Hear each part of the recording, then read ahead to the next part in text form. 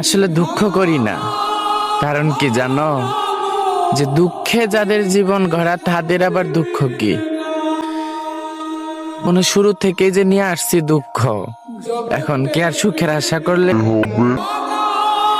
কারণ যার শুরু হয় তার শেষও হয়। তো আমার শুরুটাই হয়েছে দুঃখ দিয়া, তাই আর সুখের আশা করলেও সুখ আমার জন্য হবে না, এটা আমার জন্য না। যেমন একটা জ্বরের রোগীকে যদি আপনি গ্যাস্ট্রিকের ওষুধ খাওয়ান, তার জ্বর সারবে না।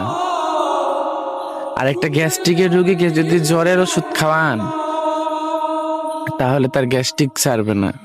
তো ঠিক তেমনই আমি যদি আমার চাইতে বেশি কিছু চাইয়া ফেলি, এটা অসম্ভব, এটা আমার উপর আল্লাহ দিবে না, এটা আমার পক্ষে সম্ভব না।